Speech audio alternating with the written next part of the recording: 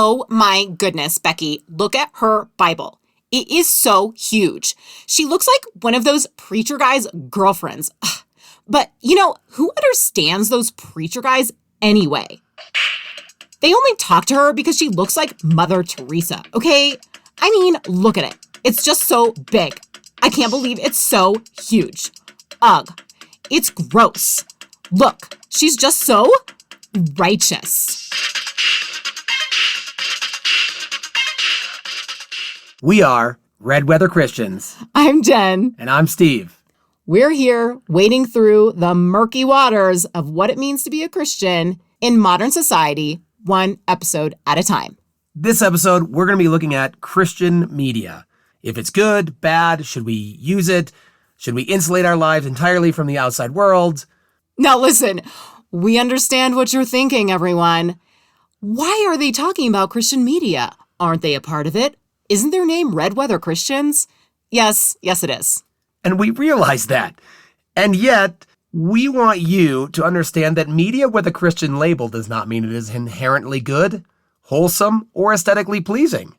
God desires excellence from us. In the same vein, secular media does not mean it is inherently evil, unwholesome, or aesthetically pleasing.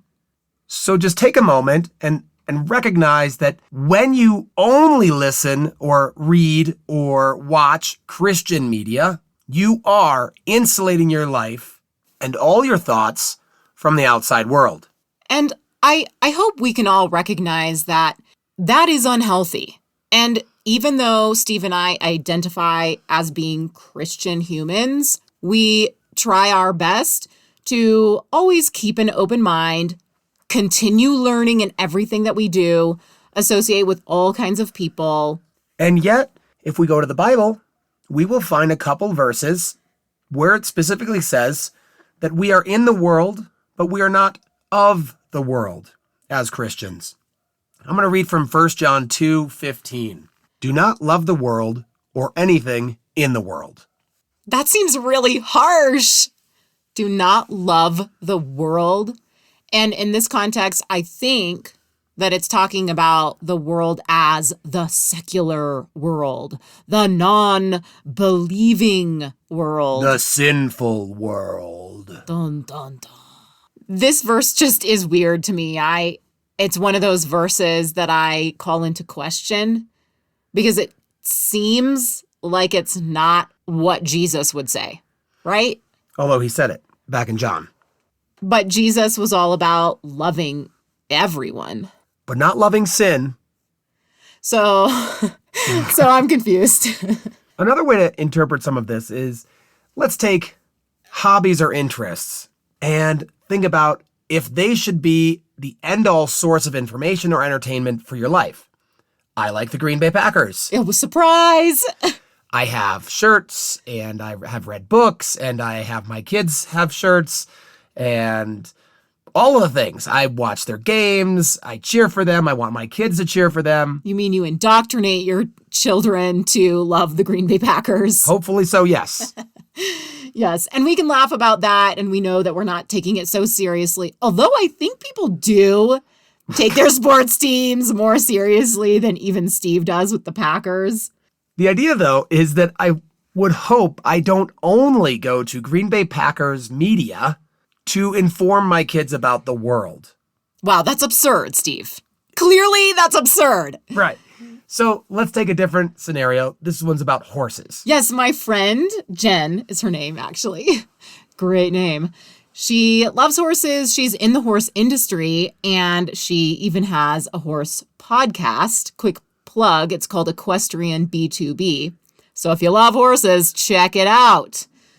But, even though she loves horses, as she's living life, she's not surrounding herself with only horse things, only horse media, even though there is horse media out there. She understands that the world is a lot bigger than horses.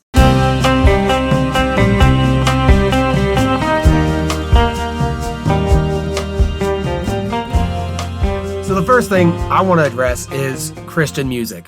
Growing up, through high school, I primarily listen to Christian music, which some people would look at this, maybe with a frown on their face. Or scoff at you. Or laugh at me or make fun of me, and I fully accepted that because I enjoyed the music. And what is music all about anyway?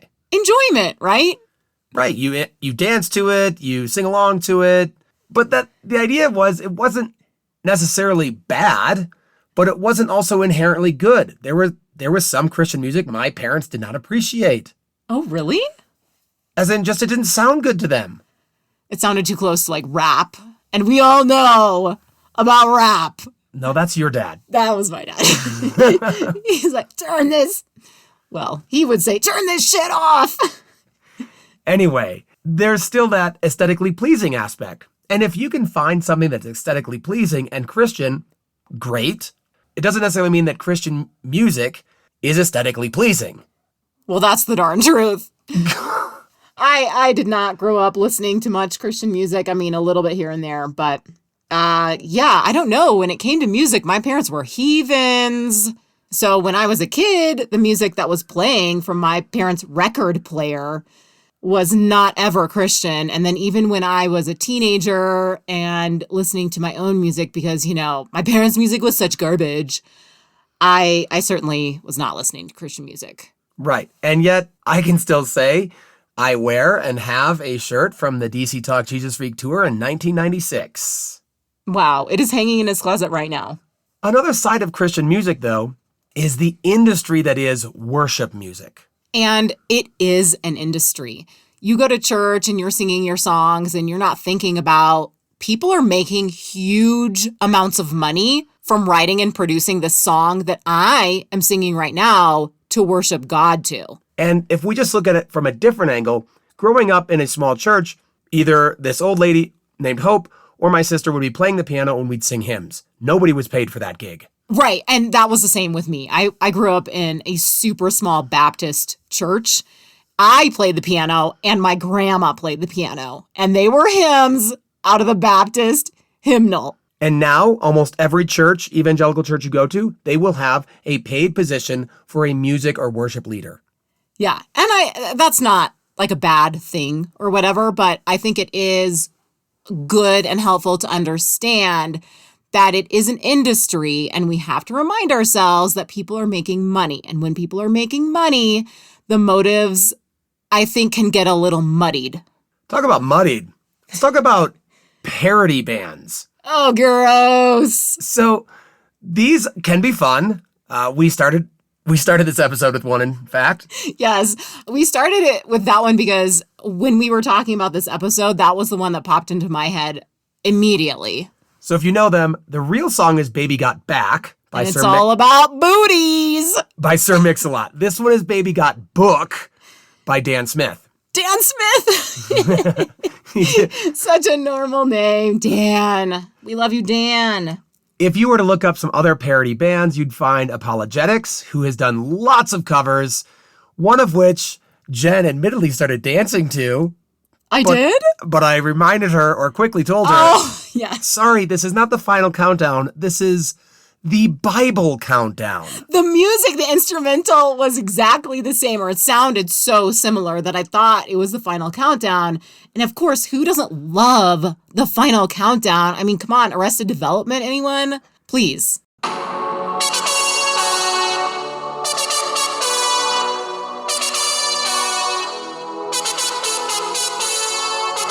So that brings the point up about parody bands. Why do we like parody bands? Because they sound good still. Yeah.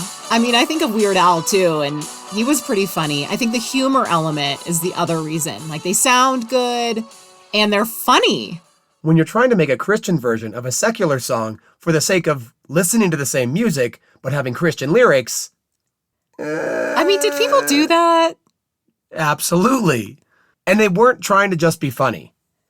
That was the problem. Okay, well, I am unfamiliar with this of which you speak. I heard the Bible's countdown? What was it? It's called The Bible Countdown by Apologetics. Okay, I heard that one, but is that what you're talking about? Like bands that are actually serious? Yes, they are trying to make a Christian message out of a secular song. Oh my. So Apologetics is the band? Yeah, they've done hundreds of songs. Hundreds! Oh my. Well, you listeners out there, you can feel free to look up apologetics if you want to get some good, wholesome messages into your system instead of just this secular garbage that's out there, and still get the experience of listening to good music. If you like Boston and you like More Than a Feeling, you're sure to love More Than a Healing. More Than a Healing. That's great. So there's that. We're going to move from Christian music into Christian movies. Oh my goodness gracious. I think we all know, come on people out there, Kirk Cameron. that Christian movies are subpar. There are also some secular movies that are subpar. Yes, true. Very true. There could be a Christian movie that is good. That's okay. But Is there though? I mean, people like Remember the Titans. Was that Christian? I don't know that was advertised as being Christian per se. Anyway, the point is that there are plenty of Christian themes that make it into top quality films. Sure. Yeah. I think of a lot of the kids' movies that I've watched these days that are so good. They're so wholesome. One of my favorites, and Steve makes fun of me because I talk about this movie a lot, Trolls World Tour, is so lovely. The message of people coming together, even through their differences. I mean, there are definitely kind of Christian themes in a lot of these movies that we watch, even though the movies aren't heralded as being Christian. And if you want to take a more specific Christ-like figure, someone who dies for the cause, we've got movies that are highly regarded in the Christian communities as well, like Braveheart or Gran Torino. And they are good movies. They're all right. But that these secular movies have Christian themes, and we can see that, we can find that, we can endorse that. We're like, that's a good movie. It doesn't have to be from the Christian media industry. Right. Listen, I don't think there are too many people listening right now who only watch Christian movies. I don't think that's much of a thing. So we're going to move on to Christian books. We have a couple of different ways we look at Christian literature. Some of it is just, hey, I'm a Christian. I want to read something about being a Christian so that I can feel good about reading and being a Christian. I think it's just a way that Christians can feel better about themselves. Because it's like, look at what I'm doing. I'm a Christian and I'm reading this Christian book, and therefore I'm a better Christian. And it's reinforcing a lot of your Christian ideas, which ends up being or acting more like an echo chamber. Yeah, so we've been talking about being insular, echo chambers. We need to make sure that we are aware of things going on in the world. There's another type of Christian literature that I've read. Jen, have you read some of these as well? What are you talking about? We'll call them devotionals. Oh, boy. Yeah, I've read plenty of devotionals, especially as a teenager, when just going to the Bible and reading straight from the Bible was, as a teenager, I'm going to say it, boring or didn't feel like it applied to my life whatsoever and all these things. So I, being the Christian that I was, would read devotionals that were a little bit more applicable, easier to read, things of that nature. And I've read a lot of them throughout my lifetime. And some of them are nice. But again, we've got to make sure that we're not using these kinds of things to kind of show others that we're a better Christian because we're reading this devotional. And we can't overlook the fact that some of them are just simply shallow. And just written to make money. Just wrap your mind around that for a moment. We think maybe, oh, like it's a devotional, like it's just the author simply wants me to bring me closer to God, and that's the author's only goal. You know what? You might be wrong. The author might want to make a quick buck. And how to make a quick buck? religion. Oh my gosh, religion. People who are seeking for these kinds of books. Right. Another kind that I haven't personally read, but that I think are out there because there's at least a secular version of them, and Danielle Steele authors most of them. I think I might know where you're going with this. I have dubbed this genre as puritanical romance. Oh my gosh, that is hilarious. I had to ask Steve if he came up with that term because I'm like, that is so good. That's got to be a straight up genre in Christian books. And I don't know, maybe it is, but he came up with that out of his own brain. And really, it just means that they're romance stories. But in bonnets. Put in bonnet. Or the Christian romance version. So long dresses. There's no premarital sex. More to take off. Just kidding. Anyway. That would just be alluded to. That would not be an actual scene in any of these books. Rest assured, Christians. And that the courtship, because they kiss dating goodbye, is filled with, trading favorite Bible scripture verses and things like that. Oh, that's sexy time right there. Anyway, that exists. I mean, I don't know if you would call it puritanical romance, but Redeeming Love by Francine Rivers. I mean, what Christian woman out there has not read that book? Is it good? It's about a story from the Bible, Hosea, who ends up taking in and marrying a prostitute. And get the title, Redeeming Love? Because as a Christian, how could Hosea possibly love a prostitute, a woman in sin? And yet he feels God calling him to take her in and to marry her and to redeem her through his love. Okay, Moira. That was definitely Moira.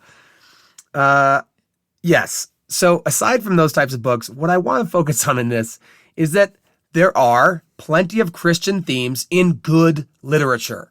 If you were an English teacher at some point in your life. Who, me? Maybe you would have taught that in your class.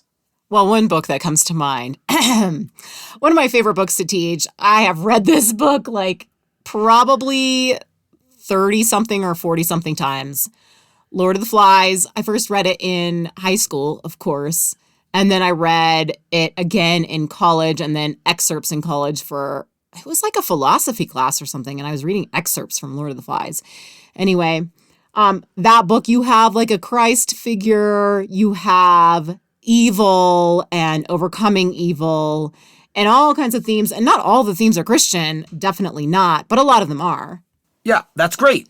And what we want to realize there is good book, great book, Christian themes.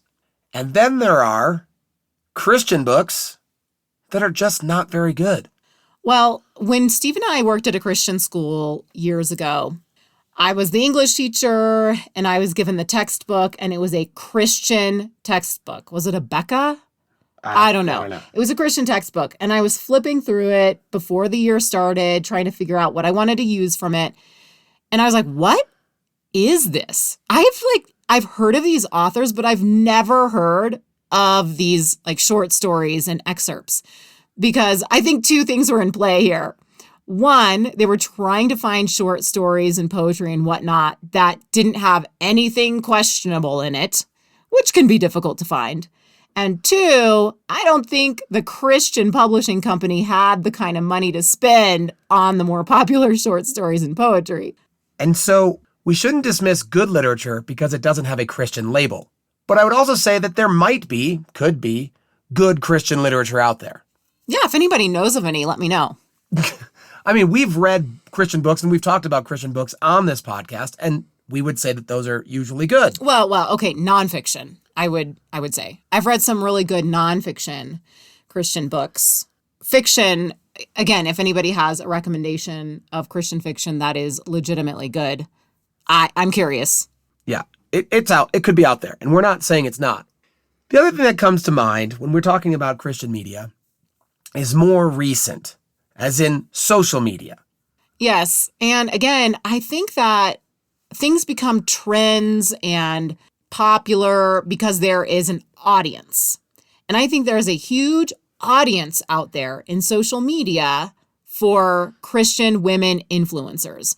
And these Christian women influencers know what their audience wants. They want them to be pretty.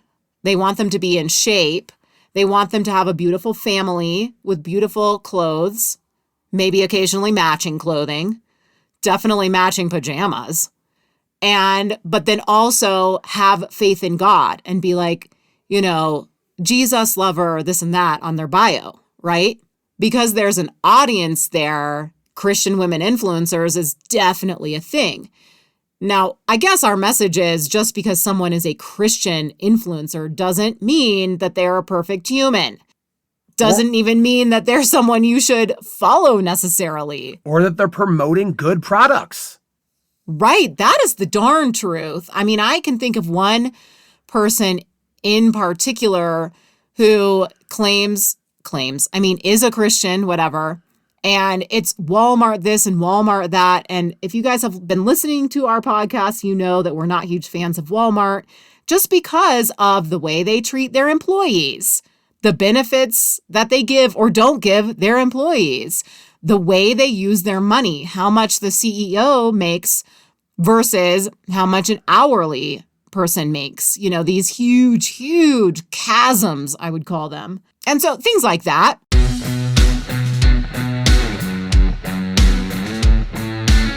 And although it may not be as big as the Yellow Pages or what the Yellow Pages used to be, if you look for it, you can find Christian Yellow Pages or christianpages.com, where it's only Christian businesses and only businesses who are pro-gospel and pro-life.